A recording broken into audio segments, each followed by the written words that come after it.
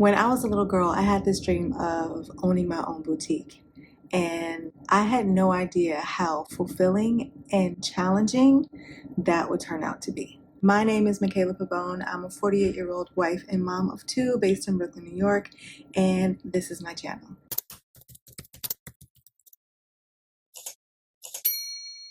In case you don't follow me on my socials, I am a content creator and a clothing designer. I've been creating content online since about 2017, and I have my own brand called Dressed in Joy, which I'm currently wearing, and it has been in existence since 2019.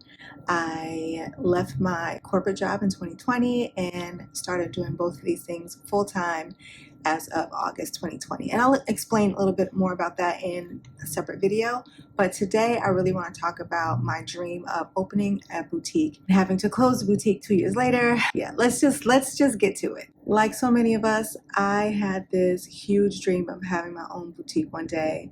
Being a fashion designer, having my own boutique, like those were the two biggest things. And I never really thought that I could do either. I grew up in a home where it was always, Michaela, you need to get a job that has benefits, that has 401k, and that was it. Like that was really all I knew. And my dad kind of pushed me into doing IT work, which I actually enjoyed. I was a database administrator for a really long time. So I just never saw a path there. So I didn't think it was possible. I don't go into like how I actually got into designing and got into my business of Just Enjoy. But in school, if we had to do like a business case or some sort of like a business write-up, I'd always do a boutique.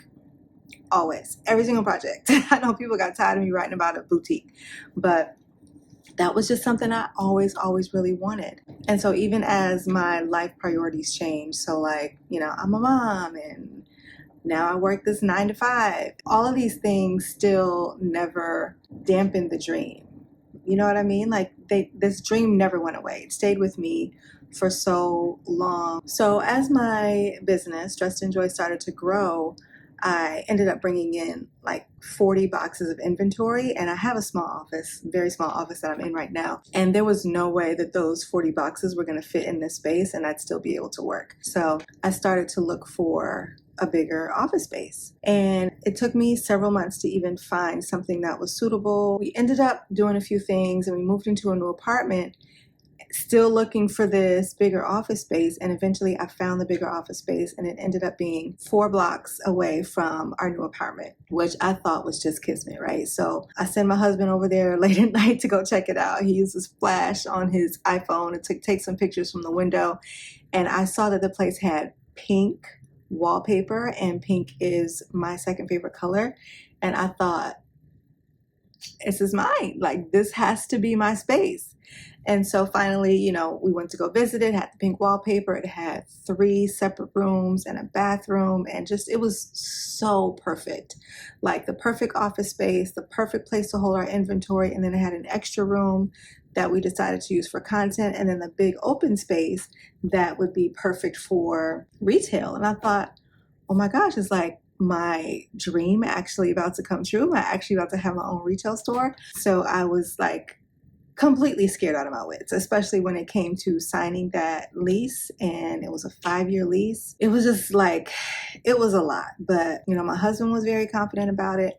I felt somewhat confident about it. And so I just went ahead and signed the lease, and it was scary. And I just thought, you know, if the dreams don't scare you, they're not big enough, right? That's what people say. And that was one of those big dreams that I just had to overcome the fear and just get to it. This was March, the end of March 2022, and we we're going to be moving in April 1st. So I had some ideas on what I wanted the shop to look like. I really wanted to kind of bring a tropical vibe to Brooklyn. So once everything started moving, we started getting the furniture in and getting everything set up, I found out that I was going to be a part of this project with ESPN to do a TV commercial, and they wanted to film at our store. And this is going to be like the first kind of introduction of our store, and it was going to be during the NBA Finals. The commercial was going to air during the NBA Finals, so we had to do this like really quickly. Like I said, we had just moved in April 1st, 2022, and we started moving along. I think we got this email like early May. We filmed on the day of our wedding anniversary, May 18th, 2022, And then I want to say the commercial aired sometime in June. We still had a little bit of work to do once the commercial was done filming. We also filmed a second segment, which was a Shark Tank segment that we did with Damon John, who happens to be a family friend of my husband's, like really, really random. So after we filmed those two segments, we decided we'd do our opening sometime towards the end of June. We had a big opening on Saturday, and when I tell you I was completely blown away, there were people waiting outside before we even opened, ready to come in and buy. And it was packed, like all day that Saturday was packed. And the next weekend it was packed, and the next weekend it was packed. And I just thought, oh my gosh, like this is absolutely amazing. It was truly like a dream come true for me. Walking into the store and seeing how beautiful it was with the wallpaper and the pink and the black and white center console and the colorful clothes. It just, oh my gosh, it just felt so good. Everybody that walked in the space always tell me how the energy felt so good in there, and just fulfilling a dream is, it's like little Michaela was just so proud and so excited about that, you know? So it became more about that. It became more about the dream and holding on to the dream for myself and for little me than it did about what made sense. And it took me a couple months to really grapple with the idea of having to let it go. But I knew that that was the right thing. With the declining foot traffic, with the declining sales online, because initially we were making enough sales online to cover it. It wasn't a big deal. But the declining sales online, the declining foot traffic, it just started to not make sense anymore for us to keep the space. And I had days of crying, weeks of crying about this, because I felt like it was a part of my identity and part of what made me special.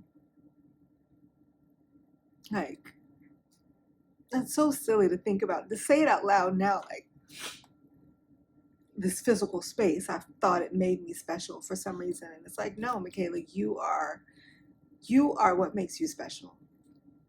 Anyway, so it just became really hard to like manage my expectations of what owning a store would look like. Obviously, yes, I know that I would need to be there a lot, but I didn't want to be there a lot. I think once the excitement of having the store dwindled a little bit, our traffic dwindled quite a bit. We couldn't get people in the store. We would just shop online. Even if they lived in Brooklyn, lived in the area, they'd still shop online and have things shipped as opposed to coming to the store. And it could have to do with us having the inconsistent hours. I'm sure it had a lot to do with that. Like people just weren't sure if we were going to be open or not. Maybe they had come by on a day that we weren't open, assuming that we would be, and we weren't there. And, you know, maybe that turned people off from even coming into the store. Who knows? But the traffic became so inconsistent that it was really hard for us to even justify keeping the space. Yes, we needed it for inventory, but our inventory was dwindling because more people were buying, you know, the in-stock inventory. So I realized the stress of maintaining it, the stress of all the bills that came along with the store, and thinking about how we're going to get people in it, how are we going to even have the inventory to bring into the store to get people to come to the store. It became more of a headache than a joy. And once I realized that I could alleviate the headache by letting go of the space, I knew it was time. So my husband had been telling me for a while that we need to get rid of the space, and I really wanted to hold on to it. I thought we could turn it around. I thought things would get better, things would change, but it just kept declining even more. So yeah, we had no choice but to let go of the space. After, you know, you've had so many friends come and visit, I even let friends host some events at the shop. I started hosting events there, and it felt like such a great space for the community. And I don't know, it was really sad to let it go, but I know that that was the best decision for us. Like I said, I grappled with it for 2-3 months crying, praying until finally I was just like, you know what, it's just gonna be easier on my life and my heart and my head to just let it go. And so I was nervous about reaching out to my landlord, especially being that we had a 5-year lease and we'd only been there for 2 years at the time. So I reached out, like winging a prayer, and asked them very politely, like, hey, things aren't going well, foot traffic, sales, et cetera, et cetera. Is there any way possible that we can get out of the lease? And by the grace of God, seriously, they were so kind and so helpful. They were able to put the space back on the market, and somebody rented it out within 2 months. So once they rented it out, we were completely out of our obligation. They took over the space and signed a new lease, so we were completely off the hook for everything. It's been, when did we move out? We were out by October 1st, 2024. So it's been about 3 months since we've moved out, and I miss it, but I feel so much lighter now, a lot less stressed. I still got stress, but I feel a lot less stressed about it. And looking back on it, this experience taught me so much, not just about running a business, but about myself and what it truly means to pursue a dream. The first lesson is that you have to love more than just the idea of something. It's so easy to romanticize a dream, especially if it's something that you've been holding on to since childhood. I have loved the idea of having a boutique. The beautiful space, meeting the customers, talking to customers, and just creating a really beautiful curated shopping experience for my customers. But the reality was completely different than what I had imagined. Running a retail store requires being fully present, and that means managing staff, setting consistent hours, and honestly, just loving the grind of it all. And I realized that I love the vision in my head more than I love the actual reality of the day-to-day of working in a retail store and owning a retail store. That was truly a tough pill to swallow, but it felt so freeing once I did actually realize this and let go. Lesson 2 is that bandwidth and balance are critical. Opening the store meant adding another set of responsibilities on my life, which is already full of responsibilities. Between running Just Enjoy, everything having to do with design and photography and modeling and the back end, on top of content creation for my personal page, running a home, being a very involved wife and mother, it was just too much. And unfortunately, I just didn't have the capacity to give the store what it really needed in order to thrive.